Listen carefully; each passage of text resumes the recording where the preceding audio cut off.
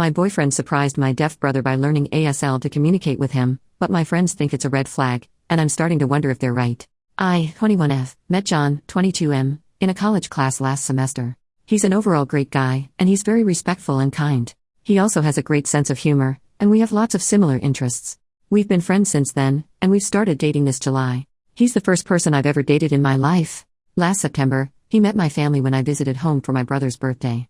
My brother, Trev, 19M, has been deaf since birth, so my whole family communicates with him either through sign language, Trev's lip reading, but we still just sign his reflex, or through text. During our small celebration at home, it was clear that my parents liked John.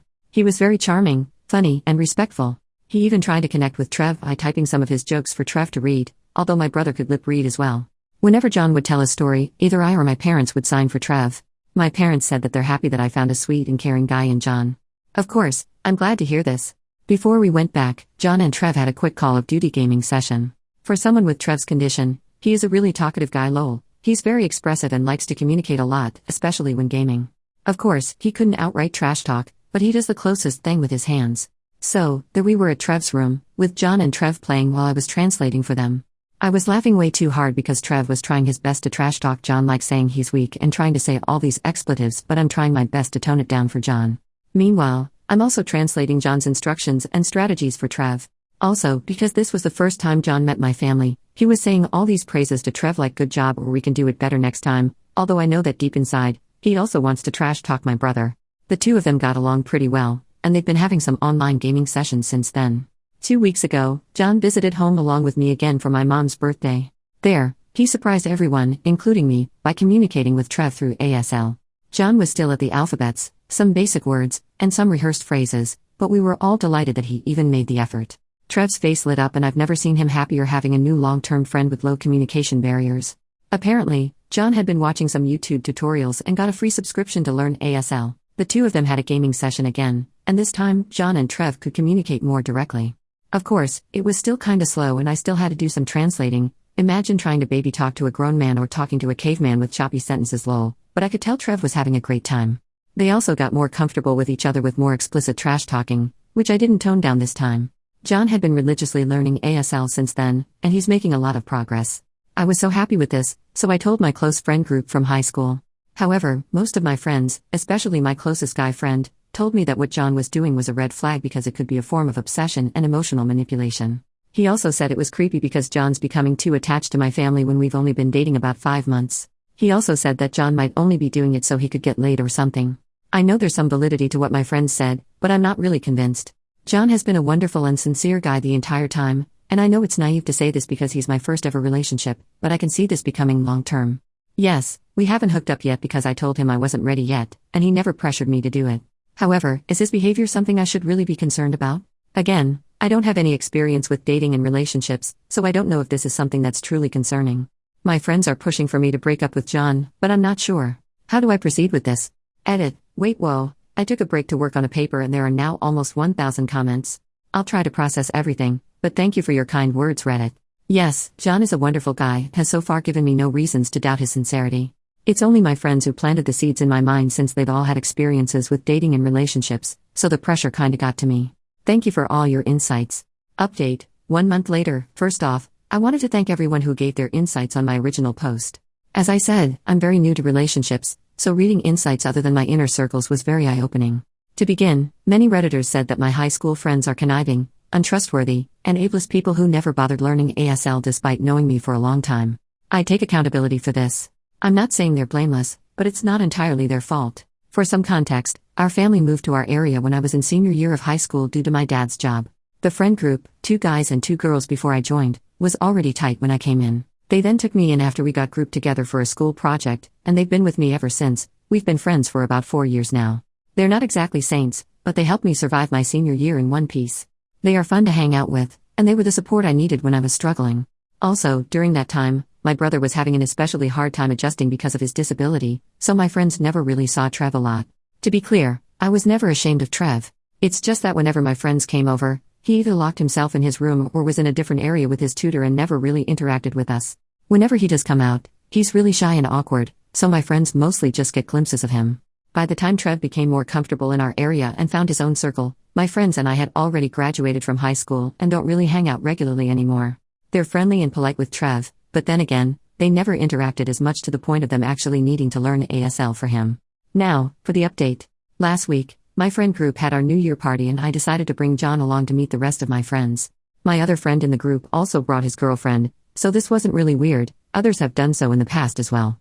I've commented in the previous post that John had only met my closest guy friend, I'll call him Mike, 21M, so I wanted the rest of them to form their own opinions of John after they've met him. Initially, there was some tension and awkwardness from my friend group towards John. They were a bit cold, and they were throwing some harsh remarks toward him. Eventually though, they all warmed up to him, and they were actually pleasantly surprised by his personality. We all got along well, and we all even had fun in our games. However, I could tell that there was still awkward tension coming from Mike towards John and the rest of our group. He was throwing meaner jokes more than usual and he's kind of isolating himself from the activities. The day after the party, I had lunch with my closest girlfriend Sophie, 21F, to clear the air because I could tell that they could also sense something was off. A lot of Redditors speculated that Mike had a crush on me and was jealous of my relationship with John.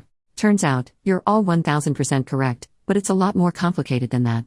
Apparently, Mike has had a crush on me since our senior year high school. However, he's known in our school as a notorious ladies' man and had a new girl with him almost every month. This got exponentially worse during college. He had different hookups almost every night, and he even had a pregnancy scare with a girl last year. I knew about all of this because he bragged about sleeping around every time we meet up. What I didn't know was that the entire time, Mike has been making up fake stories about me and him. Sophie told me that apparently, Mike and I had a pact that if we were still both single when we're 30, we'd marry each other. Also, he told our friend group that we hooked up after graduation and that he took my V card then, so he's my special person, whatever that means. He also told them that we've been secretly hooking up consistently throughout college. For context, Mike and I go to different universities that are just about 30 minutes apart. Lastly, Mike told them that I said I'm in love with him. He told our friends not to tell me anything so I don't get embarrassed or upset since I have this image of being somewhat of a prude. Mike also told our friend group that when he met John, he thought that John is a total jerk who has been manipulating me and taking advantage of my innocence and naivete. He said that John had been forcing himself into my family and is driving a wedge between me and my friends. Mike also said that after he had lunch with me and John, he tried to convince me to stay away from John because he's not a good influence on me, but John had effectively brainwashed me. This explains why my friend group was already so antagonistic towards John when I told them about him. For the record, none of what Mike said was true. There was no pact, we never hooked up, and I have never been in love with him. After that, Sophie and I asked the rest of our friend group, except Mike, to jump on a FaceTime call with us. They all shared different versions of what Mike told them. There were a lot more, but I disputed everything. We were all collectively shocked about everything that we learned that day. They apologized for their behavior towards me and John, and I told them I understood given all the lies fed to them by Mike. Then, everyone agreed to kick Mike out of the friend group. Sophie suggested that maybe we could have an intervention for Mike first, but I just said that I didn't want anything to do with him anymore. The rest of the group agreed, so we're essentially cutting him off. Sophie said she would still talk to him just to inform him of everything that happened, but I really just wanted to distance myself from him entirely. Now, it's been a week of being Mike-free. Sophie said that when she and our other guy friend talked to Mike, he became extremely defensive, confrontational, and aggressive. He wasn't physically violent, but he called them names, attacked their characters, and made such awful statements about everyone in our friend group that I won't include here anymore. It looks like cutting him off completely was the right call. Now, for some more uplifting updates. After reading everyone's comments in my previous post, there were a lot, I reflected on my relationship with John and my friends.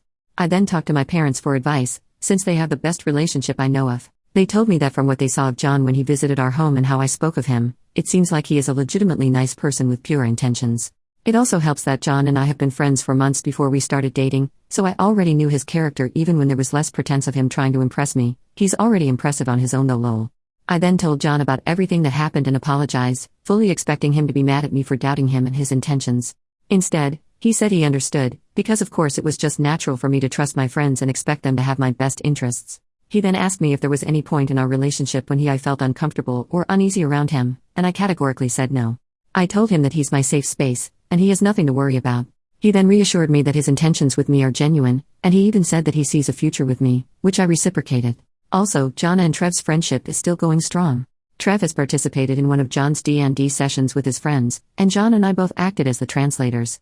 We were delighted to see that most of John's friends already know ASL alphabet. Apparently, they had even included it in the lore of their D&D campaign. Also, Trev had been asking John some tips for working out and getting fit lately since they have the same body type but John is more toned. One of his brothers is a fitness instructor. Also, I met John's family for the first time for their annual get-together. It was super fun. There were games and contests. Also, I wasn't prepared for it, but apparently, since their mom is a theater performer and their dad is a music producer, it was their family tradition to have a talent showcase. They gave me a pass this time, but they told me I should prepare something impressive for next year. Lol. John and his brothers performed Bye Bye Bye Bye in sync, in full Deadpool, Wolverine, and Captain America costumes, while his sisters and their husbands did Defying Gravity from Wicked. Their parents did a medley from The Sound of Music. It was a total blast. I felt their family's warm welcome, and they really treated me as one of their own. I could see where John got his good values and looks from, though I think I need to start taking voice and dance lessons to keep up with them. Lol. So, that's it for this update. My relationship with John is stronger than ever, and I finally know who my true friends are. If you've made it this far, thank you so much for your time. Happy New Year to us all.